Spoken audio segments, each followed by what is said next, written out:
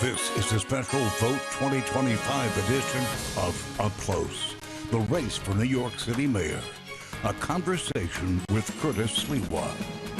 He's got his signature red beret and a flamboyant personality. Curtis Sliwa has been part of the fabric of New York City for decades. His biggest mark?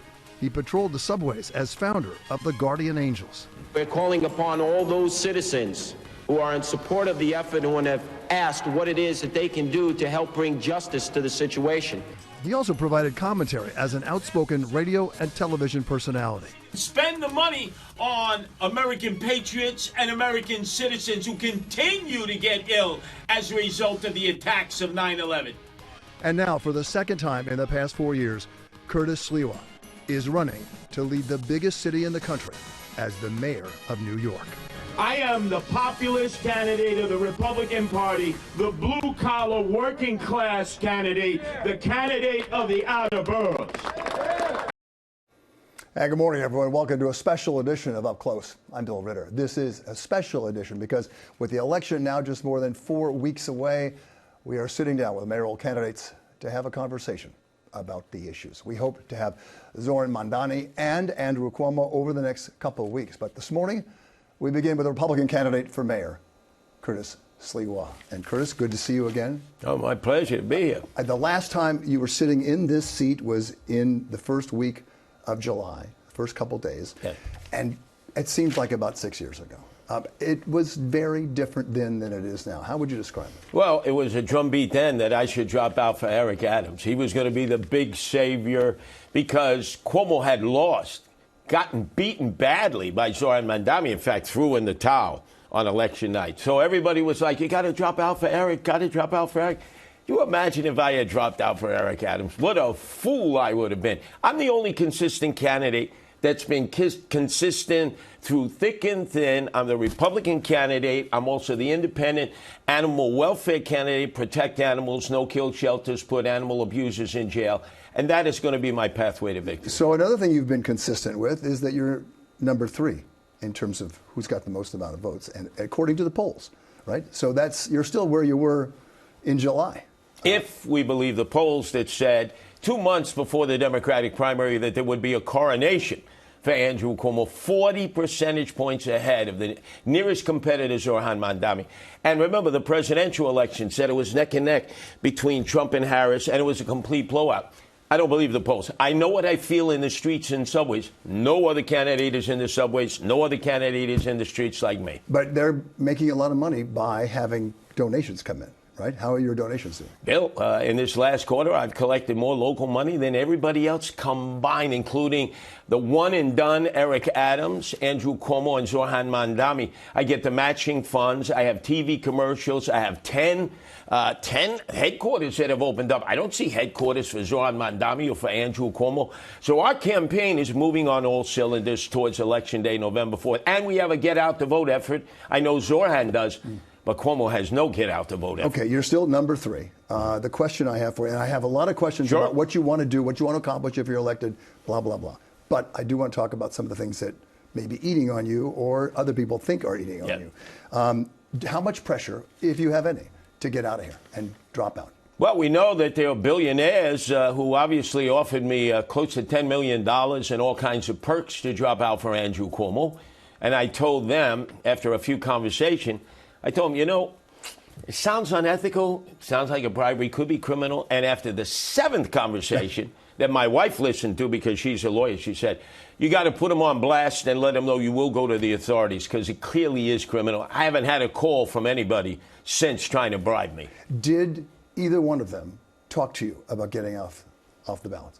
No, not the candidates themselves, no. Anyone in their party? Anyone with them? Oh, well, Herschel Barrero, who is a supporter of Andrew Cuomo, actually said on New York One with Errol Lewis, he knew who the callers were. He knew that they were trying to bribe me to get out of the race. There's no doubt about it. They were affiliated with Andrew Cuomo. Yeah, they have definitely talked about you, however, and I want to get this right. This week, Andrew Cuomo did exactly that, talked about you when he talked to our NJ Burkett. Let's take a listen. Are you saying a vote for Sliwa is a wasted vote? No. If you want to vote, you can vote. If you're happy with voting for whoever, right, on the ballot, then that's up to you. And if you feel good about it, God bless. I don't think he is going to be a viable alternative to win the election when we get to that point.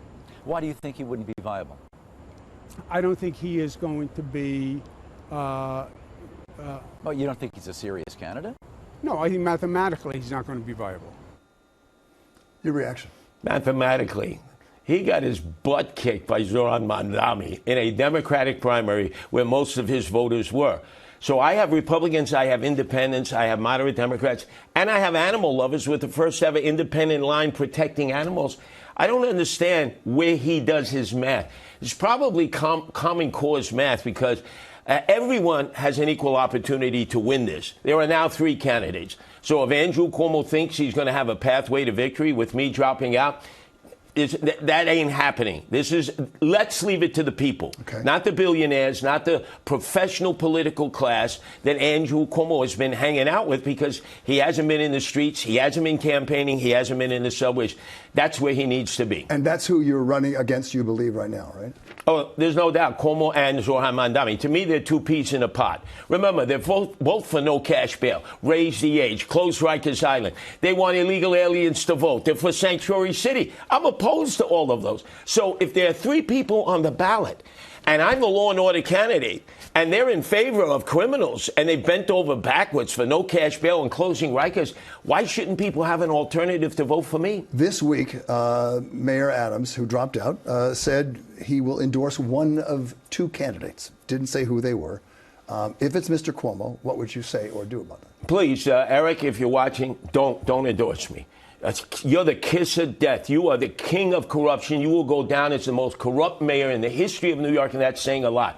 So if you want to endorse Andrew Cuomo, hey, corruption follows corruption. I'm the only one that's uncorruptible. You can't buy me, lease me, sell me. I'm not for sale. You were just talking to him, I guess, because you weren't looking at me, so you thought that Eric was watching right now? Well, I know he's watching.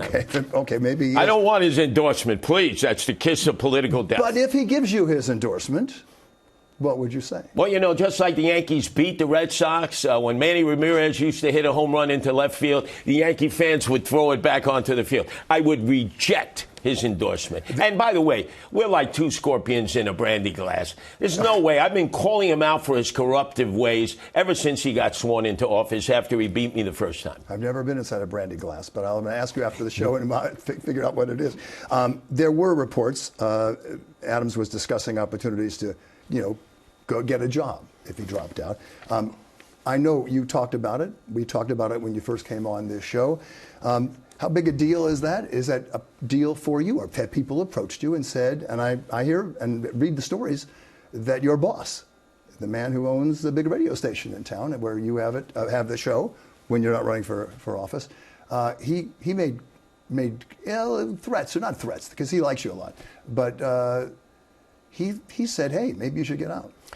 First off, he's not my boss. When you run for office, you're unemployed.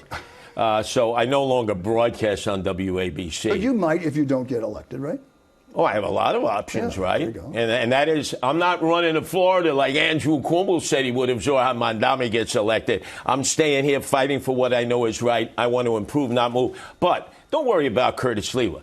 I'm worried about the blue-collar working-class people in the city who can't run away like billionaires, whose only equity is in their home, their savings, and I'm here to protect them, especially in the outer boroughs, against the city of against the lithium-ion battery warehouses that Cuomo is for and Zoran Mandami is for. Look at all these issues that I'm in favor of the average working person, and they're in opposition to them. Let's talk about what you want to do if you got elected. The lack of affordability is a very big issue in New York City. You've talked about it.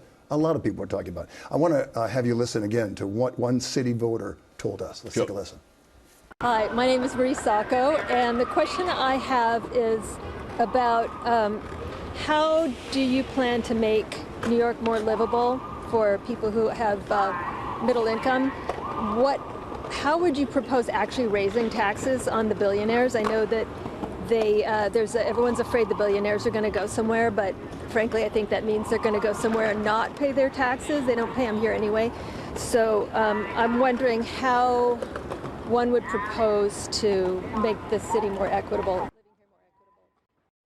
The billionaires will survive. I'm interested in lowering the income tax, the corporate tax, because that's where businesses are taking advantage of and fleeing.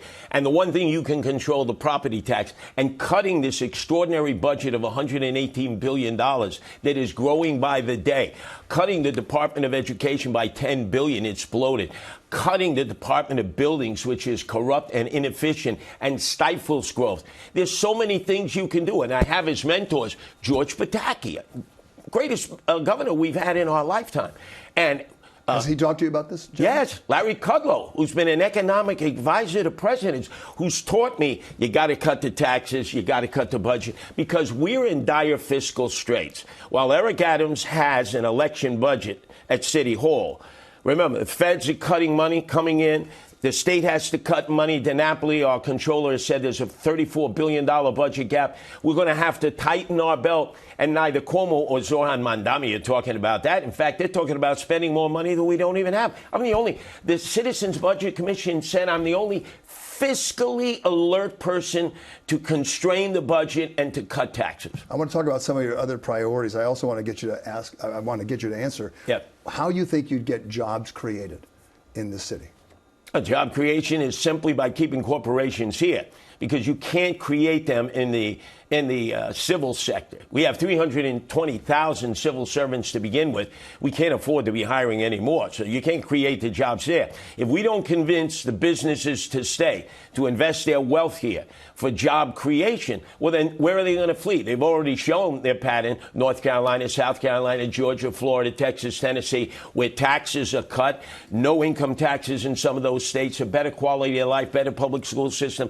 You got to get the workers to stay, too, especially the millennials and Gen Zers who figure on $155,000 here in the city. They should be able to thrive. And, in fact, they're struggling to pay their rent because of enormous student loans that they have to pay at the beginning of the month. Yeah, and you're not alone making that accusation, because it's not an accusation. It's just reality. What do you think about other jobs? What are the other jobs you're thinking of that might come into New York that you want to bring? Well, I think you're talking about pie in the sky right now, bringing jobs to New York. You're never going to bring jobs to New York with the crime that we have. The place is dirty. It's unsafe for women. No candidate is talking about the safety factor for the number one workers in New York City. The majority of workers are women. People who are running single-parent households and managing a budget and raising kids are women. Who are the managers, owners, and workers in nightlife, which no longer exists like it used to before the lockdown and pandemic? Women. Yeah. And we're not keeping them safe and secure. They don't want to ride the subways. They're being perved on. They're being sexually harassed. And all we want to do is look at stats. I'm not a statistical guy. I'm a guy who's out in the streets and subways. I talk to the women, and I'm the only candidate saying we got to protect women first in order to keep them here. But, sir, with all due respect, how do you look at the numbers when they're not being what you're saying? You know, their numbers are down. There's no question when it comes to safety. I've been in all 350 neighborhoods, which none of the candidates have been in. I've yet to run into one person who says they feel safer in New York City. 90,000 packages get stolen every day from FedExpress, Amazon, UPS, USPS, and you can't go to a precinct and indicate that your packages were stolen. They won't take a report. Shoplifting, it's like an easy pass in and out. And that's because of Andrew Cuomo's no cash bail. No cash bail, Andrew Cuomo, that Zoran Mandami is in favor of. I'm the only one who says we got to get rid of this. This has created a crime climate. When I talk to people who visit us, they say, Curtis, you're a city that locks up toothpaste and you don't lock up criminals? My dad used to say, you know, liars figure, but figures don't lie. The figures in this case are that crime is down. Bill, there is no way. What candidate is in the subways every day and on the buses and the express buses and in the streets and in neighborhoods where the only Republican they've ever seen is Abraham Lincoln on a $5 bill? Who can match my credibility in knowing about crime? None of these candidates. Cuomo, he spent all of his time with his billionaire friends in the Hamptons. That's why he lost the primary. And Zoran Mandami, come on. He's been a privileged youth who lives on a blind trust, who never takes the subways and buses. One of the biggest challenges, unexpected challenges, when Mayor Adams faced his first tenure is the migrant crisis. More than 200, if this is right, I think it is right, from all the things we've found, 200,000 people came here. Many of them, you know, bussed in from the governor of Texas, bussed in here.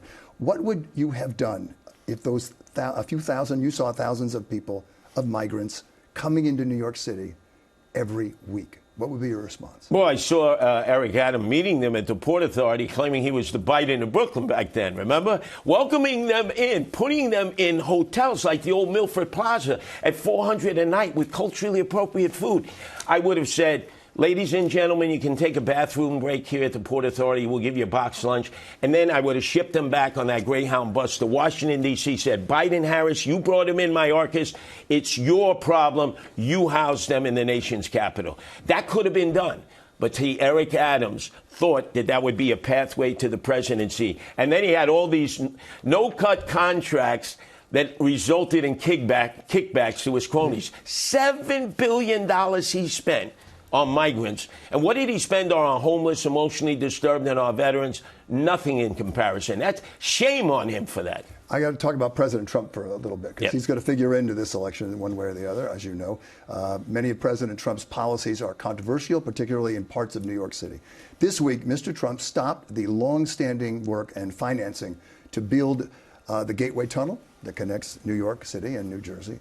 And he stopped federal funding for the long-awaited extension of the 2nd Avenue subway. You know about both those. The reason? Well, because the Trump administration, looking into money, how it was going towards diversity, equity, and inclusion, known as DEI.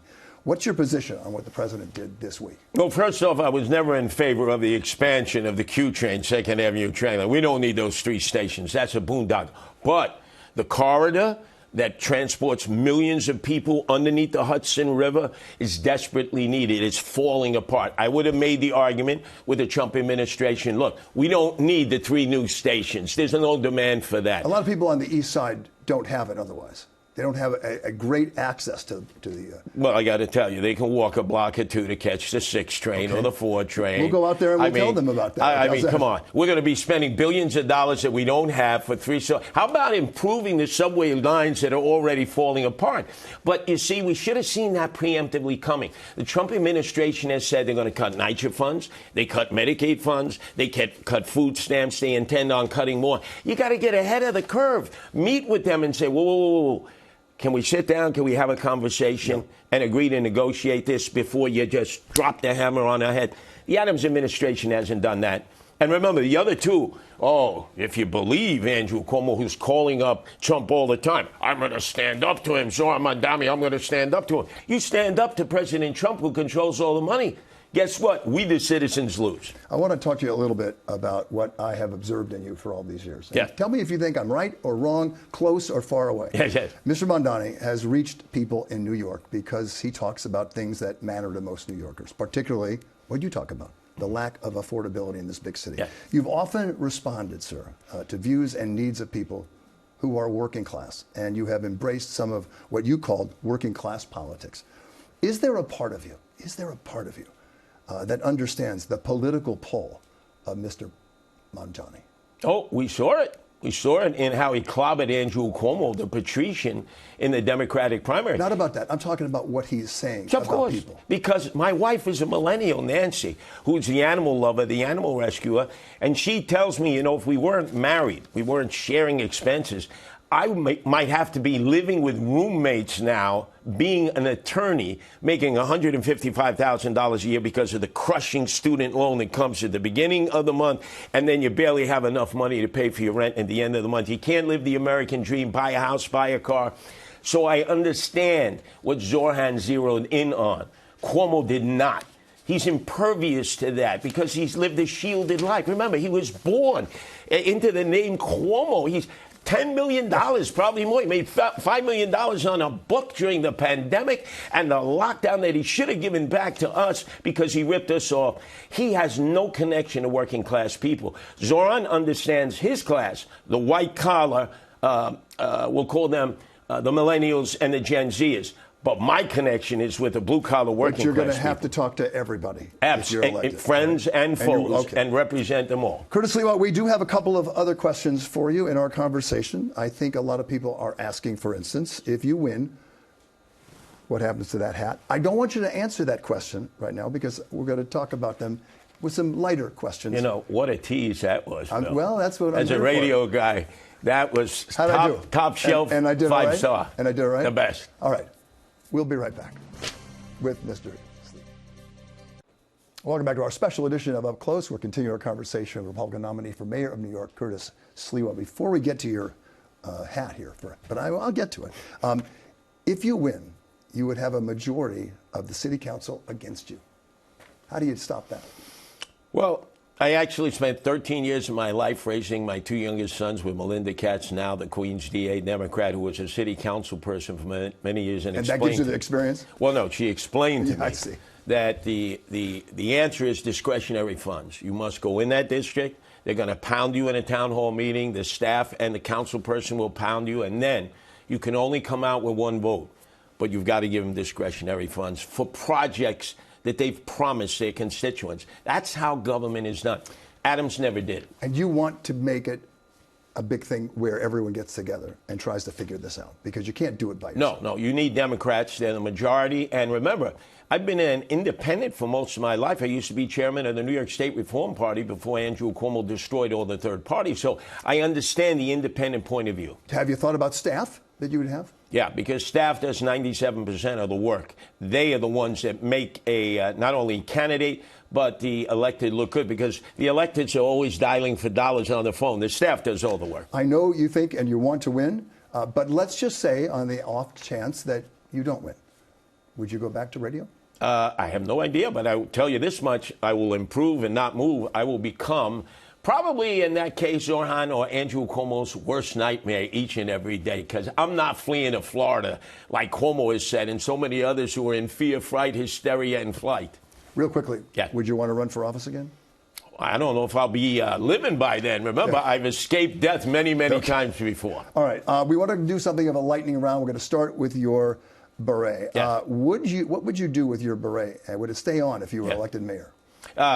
I would take it off, put it in storage like New Yorkers do with everything else of their clutter. I'd never wear it again. You elect me mayor. I'll never wear this red beret again. You're seeing a first right here on Up Close. Yes. Okay, well, that's interesting. Yes. You going to keep it off? Of course. Okay, here we go. How many times a week do you take the subway? Every day, sometimes 3 times a day. That's part of my campaign, but it's what I've always done as a New Yorker since I was 5 years old. And the current people who want that job? They never go in the subways. And that's where all the people are. 6 million a day between buses and subways and express buses. This is the hardest question you're going to get all day. Yeah. What's your favorite pizza topping? Oh, my favorite pizza topping. I would say it's Stromboli's Pizza, right? The old-fashioned kind that I used to live off of for a year on First Avenue in St. Mark's Place. I don't know what you would call it. It's a mixture of Italian, Albanian, and Montenegrin. It's so good. You're into this, clearly. Oh, I lived on pizza for a year when I didn't have 2 nickels to rub together. Yes, and that's what I was saying. You can relate to these to people, no question. Your last Broadway show that you saw? The last was Les Miserables. Okay. Oh, God, it made me cry. Oh, yes. It's one of those. I'm supposed to be a tough guy. Somebody had to give me the Kleenex in the aisle. If you could, dead or alive people we're talking about, what as a politician, you'd love to have dinner, and why, with someone? Who would that person be? As long as they're paying for the dinner, right? Well, if they're dead, they wouldn't be doing Even if they're dead. So just forget the money part. I would say probably John Lindsay. Because I would say, how did you come together like this whirlwind as a Republican? You were like the future face of the Republican Party. You could have been president. And then you destroyed our city. Why? Why didn't you get it together? I've always had that lingering in the back of my head because I grew up in that era. Favorite spot in New York City? Favorite spot is Coney Island, a last stop on the D, the F, the N, and the Q train, where you see the cyclone and you see behind you the glory of Brooklyn. Well, Coney Island. And good luck to you. What would you do on your first day as mayor?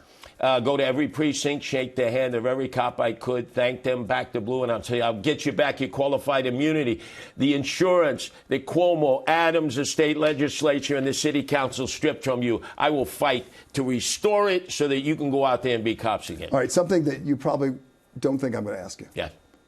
Most people don't know about you. Something. What is that thing? That I love electronic dance music.